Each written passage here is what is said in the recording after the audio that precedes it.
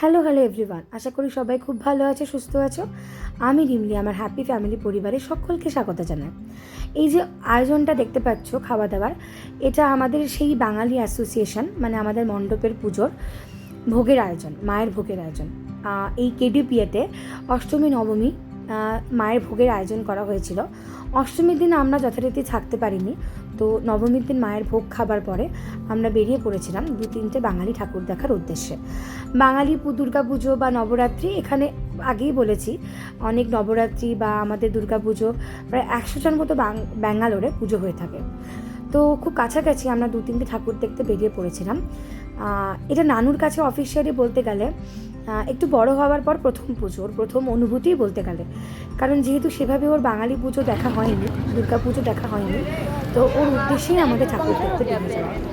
এই পুজোটা এসে দেখলাম বেশ অনেকখানি বড় জায়গা নিয়ে, যেরকম আমরা কলকাতা ঠাকুর দেখতে গেলে হয় না, গাড়ি পার্ক করা, বাইক পার্ক করা বা হেঁটে ঠাকুর দেখতে যাওয়া, বেশ অনেকটা হেঁটে হেঁটে বেশ অনেকটা জায়গা ঘুরে ঘুরে দেখা, বিশাল বড় একটা জায়গা নিয়ে, যেরকম আমাদের কলকাতায় কিংবা আমাদের দত্তপুকুরে আয়োজন করা হয়ে থাকে, তো সেরকমই বিশাল বড় একটা জায়গা নিয়ে আয়োজন করা হয়েছিল।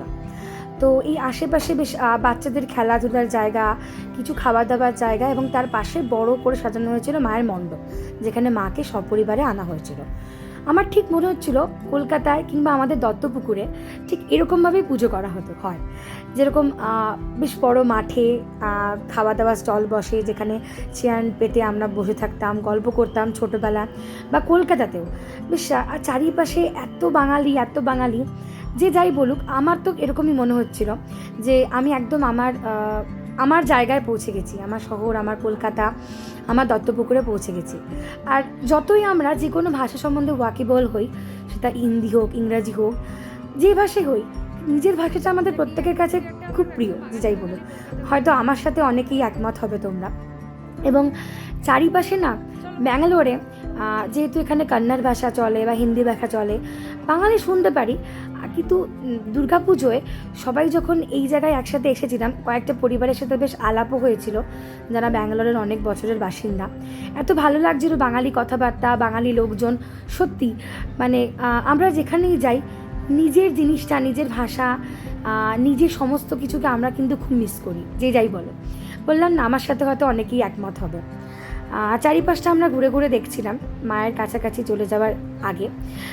এখানে অনেকগুলো বেশ স্টল বসিয়েছিল, অ্যান্টিকের দোকান বা কিছু ফার্নিচার বা খাওয়া দাওয়ার স্টল, যাই হোক ঘুরে ঘুরে দেখছিলাম আমি, মা আর নানু। বেশ ভালো লাগছিল। বললাম না, সেই ছোটোবেলাকার অনুভূতি। ছোটোবেলায় যেরকম আমরা ঘুরে ঘুরে দেখতাম, বন্ধুদের সঙ্গে যাওয়া বা বাবার হাত ধরে ঠাকুর দেখতে যাওয়া, বা বিয়ের পরে সবাই মিলে একসঙ্গে ঠাকুর দেখতে যাওয়া, আমার ঠিক সেরকমই অনুভূতি হচ্ছিল। কারণ মাঝখানে কয়েকটা বছর এই অনুভূতিগুলি থেকে বঞ্চিতই ছিলাম। তো বেশ ভালোই লাগছিল ঘুরে ঘুরে। তারপর ঘুরতে ঘুরতে পৌঁছলাম মায়ের কাছে, মাকে দেখতে। মাকে সপরিবারে আনা হয়েছিল। এখানে মায়ের মূর্তিটা খুব সুন্দর হয়েছিল, খুব মিষ্টি হয়েছিল। যাই হোক, মায়ের পুজো দেখার পরে খানিকটা ঘুরে একটু ফটো তুলে একটু ভিডিও করে বেরোলাম পাশে, যেখানে বাচ্চাদের জন্য কিছু আয়োজন হয়েছিল। নানুর খুব ইচ্ছে ছিল সেখানে একটু ঘোড়ায় চড়া, তো যথারীতি নানুকে ঘোড়ায় চড়ানো হলো। নানুর খুবই মজা হয়েছিল। এই ছিল আমার আজকের ভিডিও। আবার আমি নেক্সট ভিডিওতে তোমাদের সাথে আরও কিছু শেয়ার করব, পুজোর অভিজ্ঞতা। নেক্সট ভিডিওতে দেখা হবে। সবাই ভালো থাকবে, আবার দেখা হবে।